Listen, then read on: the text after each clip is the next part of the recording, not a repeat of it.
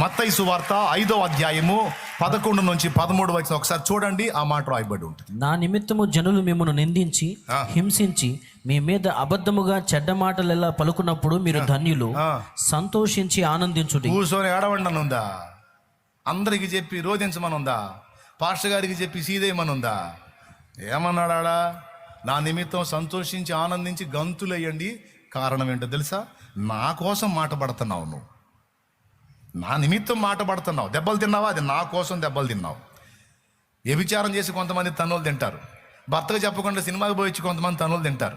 భర్తకు చెప్పకుండా వడ్డీలకి తిప్పి డబ్బులు ఎగ్గొట్టించుకొని తన్నులు తింటారు కొంతమంది భర్తకు చెప్పకుండా పక్కన వాళ్ళకి అడ్డం ఉండి డబ్బులు ఇప్పించి వాళ్ళు ఎగ్గొట్టి వీళ్ళు గట్టలేక సచ్చి తన్నులు తింటారు కొంతమంది రకరకాలుగా, కొంతమంది చెడ్డ సాక్ష్యాలు చెప్పి, కొంతమంది నోరు అదుపులో పెట్టగాక వాళ్ళ మీద వీళ్ళకి చెప్పి, వీళ్ళ మీద వాళ్ళకి చెప్పి వాళ్ళ చేతులు తన్నులు తింటారు. కానీ నువ్వైతే దేవుని నామము నిమిత్తము దెబ్బలు తినవు. ఆ దెబ్బలన్నీ దీవెనలే, ఆ మాటలన్నీ దీవెనలే. మొత్తం రాసుకుంటాడు.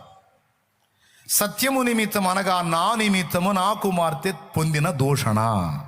ఇదిగో ఇన్ని తిట్లు తింది నా బిడ్డ నా కోసం, ఇన్ని దెబ్బలు తింది నా బిడ్డ నా కోసం, ఇన్ని మాటలు పడింది నా బిడ్డ నా కోసం, వెలివేయబడింది నా కూతురు నా కుమారుడు నా కోసం వెలివేయబడ్డారు.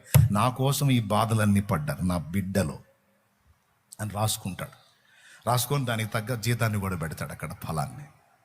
అందుకే చెప్పాడు, తిట్టినోడల్లా ధన్యుని చేస్తున్నాడు, దూషించినోడల్లా నిన్ను గొప్ప చేస్తున్నాడు.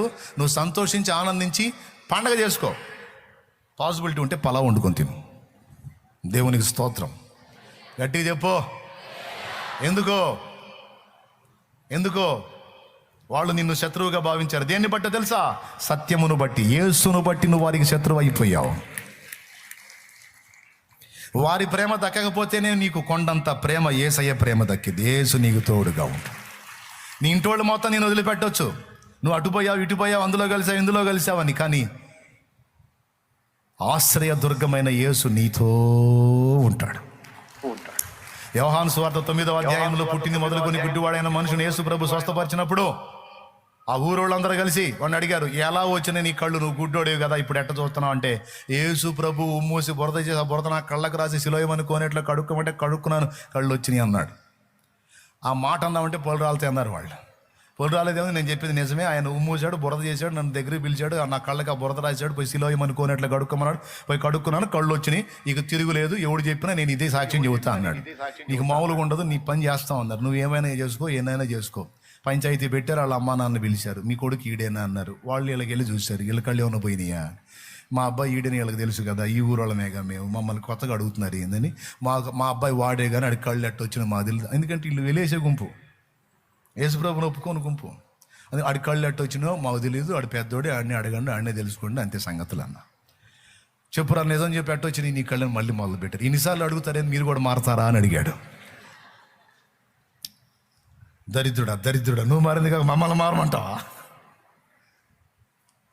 అందరూ కట్టకట్టుకొని పెద్ద తీర్పు తీర్చి ఊరి వెలపలికి వెళ్ళేశారండి. వెళ్ళేశారు. అడు కూర్చొని బాధపడుతున్నాడు. కళ్ళు వచ్చినందుకు నాకు బాధలు వచ్చినాయి, కళ్ళు లేనప్పుడు ఎవడు పట్టించుకోలేదు నన్ను, నేను బాగుపడ్డది వీళ్ళకి జీర్ణం కాకపోయాయి కదా అని ఏడిసర్లే. మీరు నన్ను లేసేది ఏంది? ఊరు మొత్తాన్ని, ఈ ప్రేమ లేని ఊరు, ఈ నీతి నిజాయితీ లేని ఊరు, ఈ మంచితనం లేని ఊరు, ఈ దుర్మార్గపు ఊరిని నేనే వెళ్ళేస్తున్నా బా.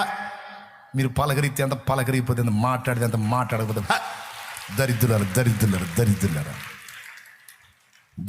ఎవరు మీరు? అరే నా కళ్ళు వస్తే ఆయన ఆకాశానికి ఎత్తాల్సింది పోగొట్టి, సరే ఆయన సంగతి పక్కన పెట్టండి, ఊరోండి కదా, అరే పోందిరా ఏదో ఒకటి ఎటో కట్ట ఎవరో ఒకళ్ళు బాగు చేశారు, కళ్ళు వచ్చిన మనోడు బాగుపడ్డాడని పండగ చేసుకొని నన్ను ఆదరించాల్సింది పోగొట్టి నన్ను లేచారు. దుర్మార్గులారా ఎక్కడరా మీ దగ్గర ప్రేమ? ఎక్కడరా దరిద్రులారా? మిమ్మల్ని నేనే వెళ్ళేస్తాను పా అని ఊరు బయట కూర్చున్నాడు. యేసుప్రభు వదిలిపెట్టాడండి. నేరుగా ప్రభు నిమిత్తము మాటలు పడి దూషణ పొంది వెలివేయబడిన వాని యొద్దకు వచ్చి కనపడ్డాడు. జాగ్రత్త, చేతులు నొప్పులు పడతాయి. నేరుగా వచ్చేసాడు ఆయన దగ్గరికి. కావాలంటే యోహాను సువార్త 9 ఇంటికి పోయి చూడు, ఇప్పుడు కాదు. యోహాను సువార్త 9 మొత్తం ఇదే స్టోరీ ఉంటుంది, ఇంటికి పోయి చూడు. యోహాను సువార్త 9